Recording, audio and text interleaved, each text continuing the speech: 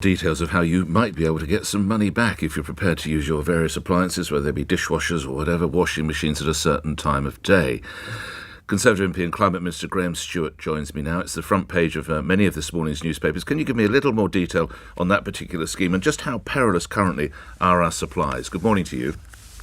Good morning. Well, overall our position is actually pretty strong, particularly related to our European neighbours. We produce nearly half our own gas. We've got major supplies from Norway, which is a reliable partner, and we've got the second largest liquid natural gas infrastructure in Europe. So actually we're in a pretty strong position. The National Grid did, as they do every year, produce their analysis of the sort of risks for this coming winter, and they've said that the risks are higher than they've been in previous years, obviously in the context of Russia's illegal invasion of Ukraine, but that shortages in the UK were very unlikely, and on all the central scenarios we should be in a good position. But how much can we rely on Norway, though? I understand their supplies are diminishing.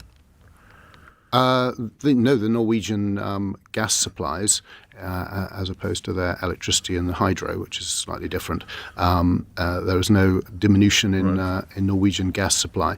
In terms of, so we've worked with Ofgem and National Grid and others to make sure we've got the maximum flex we can in the very unlikely scenario that there was a supply shortage, and that's why coming up with we've worked with them. They're talking to the big gas users in the commercial sector about a voluntary scheme there where they might be paid to reduce their demand at peak moments, because for us it's all about the peak. It's about meeting these peaks rather than the kind of overall usage in terms of security of supply, and likewise using the smart meter a technology that's been installed in many homes to allow people to, again, voluntarily, reduce their usage and get rewarded for doing so. How will that reward happen? How do they physically get that reward then, Minister? That is being led by Ofgem, and I'm not personally responsible for the means in which that's delivered, so I don't quite know. But we're supporting them to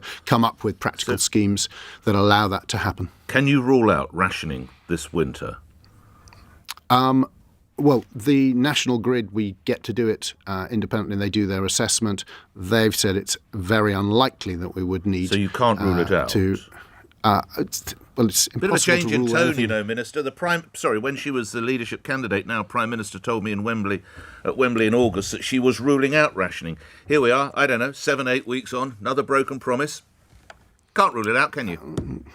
Well, I'm not sure if that's entirely fair. Well, rule it out then, Minister. Tell me here and now, 7:53, Friday the 7th of October, we'll have no rationing. Just say it now and we'll all move on. We are not planning to have that. It is not our intention to have it, and we're doing everything possible to mean that it should not happen. But it's, we've got. Well, when you've we've seen changed our tone because in August she told me it wouldn't happen, sir.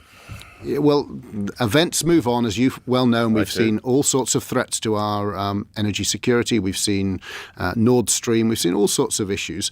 And we keep, as any responsible government does, we keep these things under advisement, and we let the independent experts tell us the various scenarios across the piece. What I'm pleased to tell you and your listeners is that it's very unlikely, and that actually we have a strong system. We can be proud of the fact that our renewables is so strong. It was just 7% of our electricity was renewables in 2010. Now it's over 40%. So Minister, we're in a pretty strong position, but we are responsible and we look at every possibility. What can the fantastic body of men and women and children who are listening to my show now, what can they do in practical terms to help? What advice is there? Well, because of the nature of our system, in terms of making sure that we don't have those problems, it's about the peaks. It's about meeting demand at the peak. And that's why, as I say, Ofgem talking to the big gas users and potentially talking to consumers about the peak moments as well. In other countries, it's more about reducing overall energy use. For us, it's not so much about that. It's about reducing the demand at time of peak. So that's why we're not. There's lots of advice out there on gov.uk and through Ofgem on helping reduce energy use in order to lower your prices, in order to help the climate. But people do not need from an energy security point of view, we are not telling people that they need to cut their energy use. We'd always encourage people to be as responsible as possible in its use, but that's not because of this energy security issue. I read in one newspaper, The Times, that Jacob Rees-Mogg, the business secretary, had signed off on a £15 million public information campaign advising people to perhaps turn down their boilers, turn off the heating if they were going out, but it's been rejected. Why do you oppose a public information campaign? Well, I've just explained the nature of our system. So the public information campaign. Why wouldn't you spend a relatively small amount of money to help get your message across? Well, the message, as I've just said, is about at peak time. So encouraging people to have a shower rather than a bath. My central point 2 in the afternoon makes no difference. I'm sure you. Well, hang on a minute. My central point is why no public information campaign? Well, there is public information through gov.uk, through Ofgem, as I've said. I'm obviously asking this question in a very faulty manner. Let me try one last time. Jacob Rees-Mogg, who's fairly senior in the government, authorised and signed off on a £15 million public information campaign, which I read the Prime Minister, another of your bosses, and I have many bosses as well, is, quotes, ideologically opposed to. Why? Why does the Prime Minister not agree with a relatively small amount of money? I'd be very happy, and I'm sure you would if anybody wanted to give us 15 million quid, but to help the public know what to do. Why would she be opposed to that, Minister? Well, I have explained that technically a general campaign about reducing energy would probably make no difference to our energy security, so that would be a good reason not to do it. We're also hesitant, to tell people what they should do. We're not a nanny state government, and if what we are prepared to do is talk to the big energy users and talk to consumers with smart technology about rewarding them for reducing energy at the peak time. So the danger is if you had a sort of general, use less energy message, is that the wrong lessons would be taken on board by people. But I, as the Climate Minister, would always think, that they would be helping by reducing, helping energy security by reducing their energy use at 2 in the afternoon, for instance. They wouldn't. That's not the nature of our energy system. In the campaign, we'll move on. If you spelled it out in the campaign, of course they'd use more energy. Basically, people want to help. Yes, and that's why you need to do the right approach to help them. And that's why Ofgem are talking to people about reducing it at peak times if it's necessary. But on all the central scenarios, it won't be necessary, though I would, as you would expect, Nick, as the Climate Minister, always encourage people to use less energy because it helps the family bills, helps with the cost of living, and is good for the environment if we are more efficient in our use of energy. And that's why we've come forward. We're spending $6 billion in this Parliament to improve energy efficiency, and we saw announcements from the Chancellor just a week or so ago, again supporting various schemes to improve energy efficiency, insulation and the like. OK, we've only got a couple of minutes. I've referenced the Prime Minister. Prior to her elevation, one of her posts was Chief Secretary to the Treasury, and at that time she decided or authorised the closure of the Rough gas storage facility in the North Sea. You may be aware the chief city commentator at the Daily Telegraph, Ben Marlow, says today, quotes, the decision to close Rough, Centrica's giant natural gas storage site under the North Sea in 2017, ranks as one of the most short-sighted and reckless acts that any recent government has committed. Why would she have sanctioned such an irresponsible move?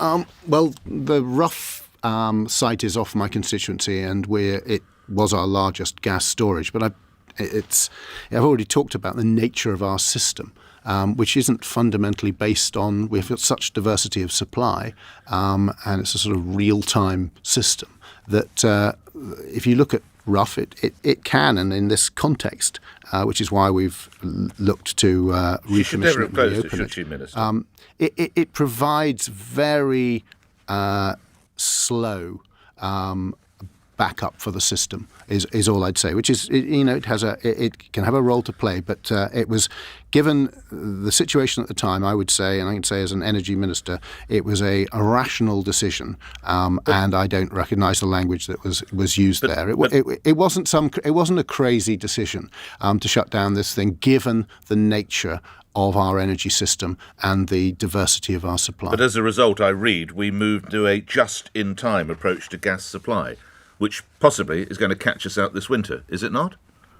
Well, on all the central scenarios, it isn't, and we have a better security of supply than most of our European neighbours. So I don't recognise that, but we are determined going forward, having had this phenomenal shock, to make our system more resilient, and reopening Rough has been one element of that, as has commissioning coal-fired power stations to remain available for a little longer. And longer term, we are looking to negotiate long-term security of supply deals with reliable partners. And earlier this year, we saw Centrica and Equinor sign a deal adding another billion cubic metres of gas to our system each year, enough to heat about 2 million homes. So we're taking steps going forward. Minister, I hope you will attend COP27 in Egypt in a month or so's time.